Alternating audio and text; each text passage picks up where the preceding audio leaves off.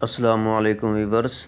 पाकिस्तान तहरीक इंसाफ के chairman और नामज़द उम्मीदवार बराए हल्का NA-10 बैरिस्टर गौहर अली ख़ान, जिनका इंतखाबी निशान चैनक है, का अपने इलाके में इंतखाबी जलसा। दिल दहला देने वाले मनाज़र आप वीडियो में देख सकते हैं।